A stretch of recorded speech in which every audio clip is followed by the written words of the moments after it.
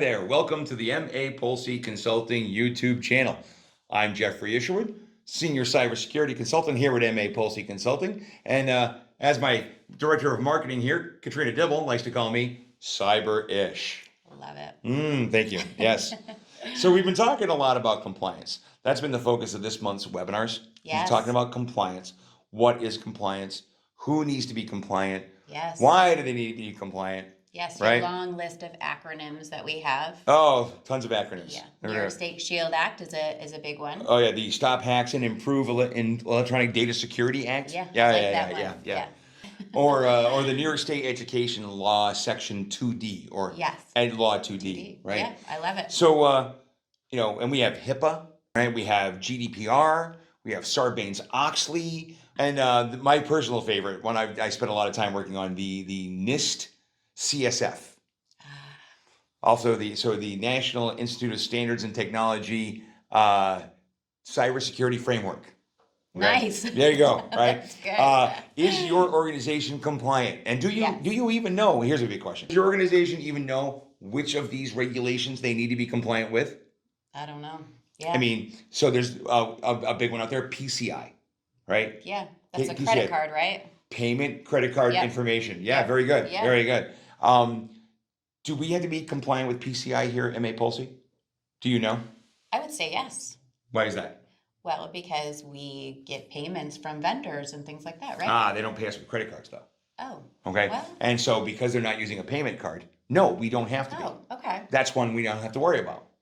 If we took credit cards, then we'd have to. Then we'd have to. Okay. Got it. We don't take credit cards, we don't have to worry about that, right? Okay. But we do have to worry about HIPAA.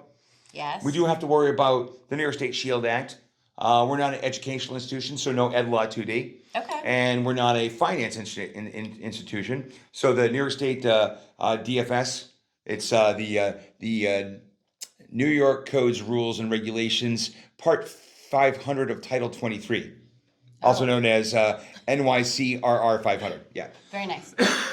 We don't have to worry about that because we're not a financial institution. Okay, but you know that because you're a cybersecurity expert, right? Right. How do other companies know this? Like, do they get an email? Like, is there like how do they know? So the New York State Shield Act applies to absolutely every single business in New York State and some outside of New York State who do business in New York or do business with companies and people in New York. Yeah, that's crazy. You were talking about that, and so that expands it way outside of the border. It's outside of the country. It does, and several other regulations and regulatory compliance things do that. Yeah. The big one, right? GDPR. Okay, it's a European Union law, and it governs compliance of privacy and cybersecurity and data retention for Europe. However, if you are a company in New York State and you do business in Europe or with European companies or European persons, then you have to worry about GDPR as well. Wow. Okay. And when I say European persons, let's say, your grandmother is an immigrant. She did not become a U.S. citizen. She's still a citizen of the European Union. And she has a savings account at the local bank. Okay. She's a European Union citizen doing business with a business in New York State. Technically, the GDPR applies to that bank now. Wow. Because they have this client. Now, most of the penalties and fees for GDPR involve some massive fines and possible censure of your business that says if you don't pay these fines, you can't do business with the European Union. Wow. Well, if we're talking about a local business here, a small to mid-sized business here in Central New York, maybe they don't do business in Europe. Maybe they only have one customer who is a European Union citizen. Right. So to them, it may not be that big of a threat. Okay. Okay. But we have to worry about those kinds of things. And there's HIPAA and FERPA and all sorts of other, government regulations. Okay. So that was kind of where I was going to heading with you with my question is, okay, we know this laundry list of different rules and regulations that businesses need to abide by. What happens if you're not compliant? The big one is fines. Okay. Fines and fees and penalties like that. That's the biggest one. Got it. So I'm going to reference here. New York State Shield Act, non-compliance of the act can result in fines of up to $5,000 per violation. Per violation. Does that mean like there's a data breach and one record is out? Mm-hmm. $5,000 for that one record. Mm-hmm. Wow. Yes, ma'am. Yeah. That can add up quick. It can. HIPAA has tiers of violations, depending upon how sensitive the data is and how bad the breach is. But they range from $100 per violation up to $50,000 per violation. Wow. So if an organization loses a database that has 10,000 records in it, Yeah. even if they get hit with $100 per record violation, that's still a lot of money. That is a lot of money. New York State Department of Financial Services, New York State DFS, right? They can reach up into the millions. They have so far this year have fined companies in the ballpark of $1.5 to $15 million for violations of that regulation for not complying. And it's not protecting the information the proper way, not disclosing breaches in a proper or timely manner. Okay. There's a time limit. When you have a breach, you just can't take 6 months to get around to notifying people. You have to notify them in a reasonable amount of time. And most regulations that you have to be compliant with will tell you what that time period is. Makes sense. GDPR, up to 10 million euro.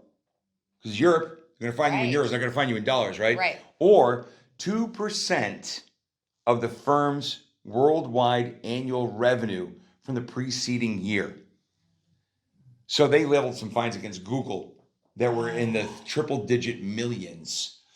They decided to hit them for the percentage of their annual profit. Wow. That was the fine. And if Google does not comply, they can't do business in Europe.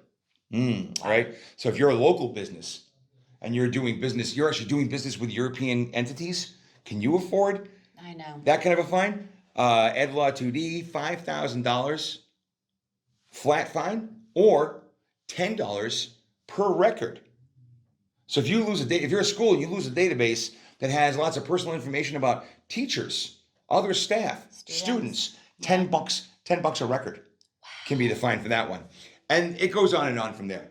I used to be in the financial industry before I came to Pulse, and some of their regulatory compliance issues actually can stop a financial institution from doing business.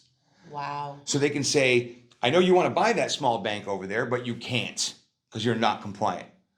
So it can go beyond fines and fees and penalties. It can go broader than that. Some of the regulations even have threats of jail time. Wow.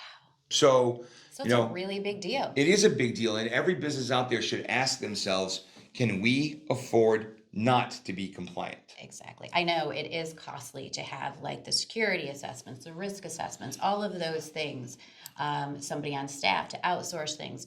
But just like what you said, it's like at the end of the day, you can't afford not to. Right.